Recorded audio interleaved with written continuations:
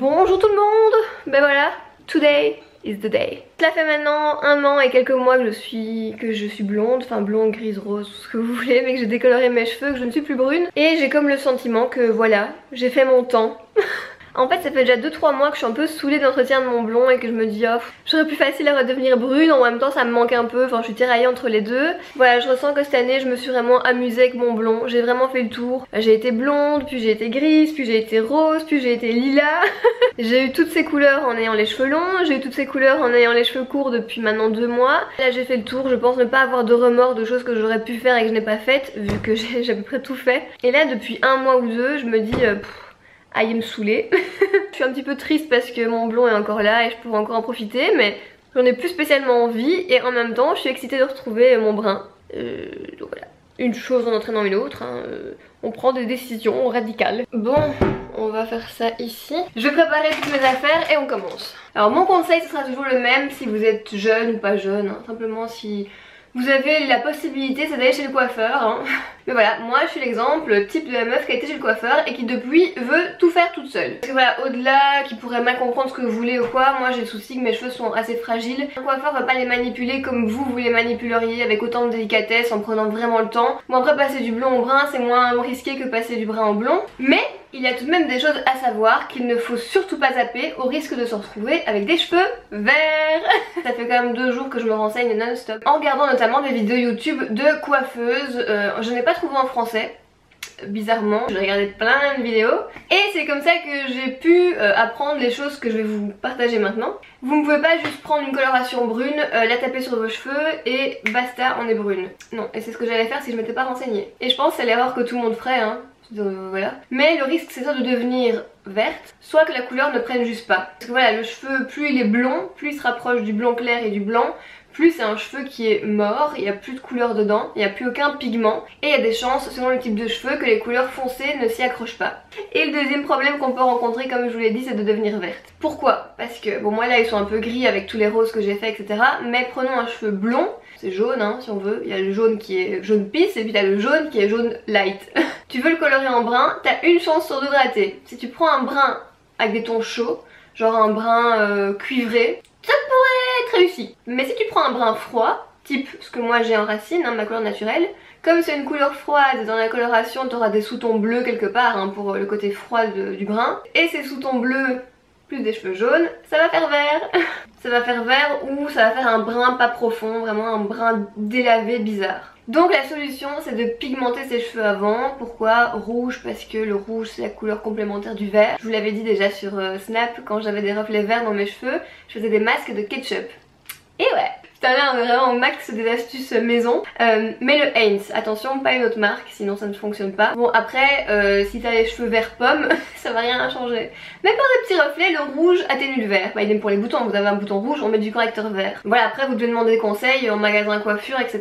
N'allez pas en grande surface toute seule, pump it up, non. Ça je vais le diluer à moitié avec de l'eau et en fait ça qu'est-ce que c'est? C'est aussi une coloration, donc les filles qui se font les cheveux rouges elles utilisent ça, qu'elles mélangent à de l'activateur. L'activateur c'est lui qui va faire que la couleur va tenir, donc si je mélange ça avec ça, j'ai les cheveux rouges et ça ne part pas. Donc ça je vais le mettre pur sans le mélanger à ça, et ensuite quand je vais prendre mon brun, lui je vais le mélanger à ça parce que je veux que ce soit lui qui reste dans mes cheveux. Je pense que les bases sont posées. Oui alors vous me voyez très calme parce que je suis en mode tranquille. Faut que je sois relax pour faire ça, faut pas que je commence à me stresser et faire n'importe quoi. Ah ça pue sa race.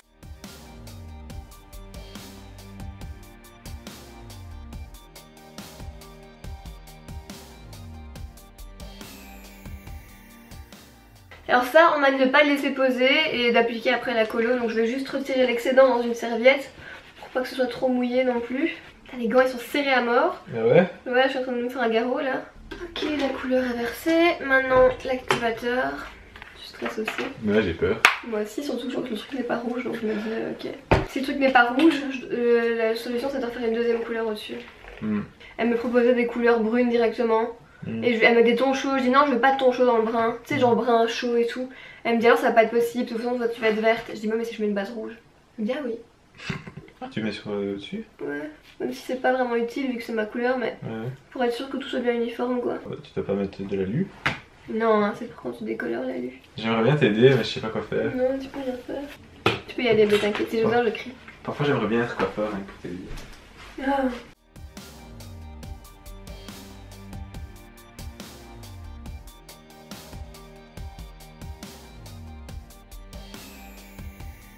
Je viens de me rincer les cheveux et on a un problème de parcours. Toujours avoir confiance en soi. Mes cheveux sur les longueurs sont certes foncés mais sont rouges. Comme ils sont mouillés, je vais les laisser là. Quand je suis allée au magasin professionnel pour les coiffeurs, je leur ai dit que je voulais une base rouge et que comme base rouge je voulais les mêmes produits que j'utilisais pour mes roses et tout, mais en rouge. Je sais que c'est pas des colorations, c'est juste comme des maquillages pour cheveux. Et elles m'ont dit oui mais moi ce que je vous conseille c'est de prendre une coloration rouge, de pas mettre d'activateur pour pas que la coloration rouge devienne rouge et ça fera l'affaire. Et aucune des deux ne s'est dit qu'en appliquant après le brun que lui j'aurais activé à ça, mais que le rouge allait s'activer aussi. Parce qu'elles m'ont dit il faut surtout pas rincer le rouge hein, vous le laissez. Bah oui mais du coup il s'est activé. En cours de route j'ai vu que le rouge s'activait et j'ai tout de suite compris. Donc là Enzo est parti au magasin parce que moi je peux pas aller comme ça pour acheter un nouveau tube de brun parce que j'en ai plus. Oui bé. Oui, ben je suis devant et le magasin est fermé. Il n'y a pas d'horaire d'ailleurs. Ah bah il ouvre dans 3 minutes. Donc voilà, malgré moi ça me fait une base rouge, j'ai plus qu'à mettre un truc foncé par dessus. C'est pas que j'aime pas hein, mais je voulais plus de couleur quoi. Je me demande si c'est pas parce que mes cheveux étaient mouillés à cause du rouge que le brun n'a pas pris. Parce qu'elles m'ont dit les colorations sur cheveux secs absolument hein. Et j'ai dit bah j'aurais les cheveux mouillés. Ah ouais. Elles m'ont dit oui c'est pas grave. Ok. Allez, on recommence.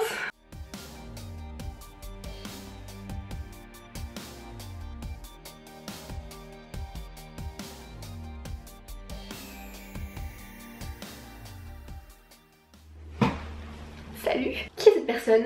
Je ne vous connais pas. Wow wow wow.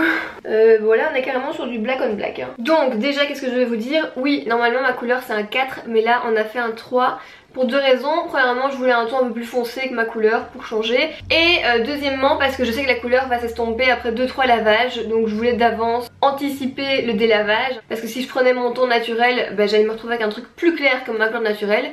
Et en termes de référence j'ai utilisé la gamme Dia Richesse en teinte 3. Voilà, comme je vous l'ai dit, je suis teinte 4, c'est ce que j'ai essayé de faire juste avant. C'est une coloration ton sur ton, sans ammoniac, c'est un shampoing colorant en fait. Oui, autre chose, c'est important aussi, évitez tout ce qui est coloration permanente si vous le pouvez, parce que ça sert à rien de se faire un truc qui va rester un an sur vos cheveux intacts. Et c'est super agressif, donc optez pour des semi-permanents, donc shampoing colorant, voire blush, ça part encore plus vite. Ah, bah ça fait bizarre les gars, bac il y a 2 ans quoi. Et puis ben voilà. Ce changement a enfin eu lieu. Et j'espère que suivre ce petit changement vous a plu, que ce type de vidéo vous plaît, où je vous emmène chez moi comme ça, passer quelques heures et tout, réduit en 5 minutes. Sinon on se retrouve sur les réseaux comme d'hab, là vous avez tout ça en exclu parce que j'ai encore rien publié nulle part. Et nous on se retrouve sinon dans une prochaine vidéo, d'ici là portez-vous bien.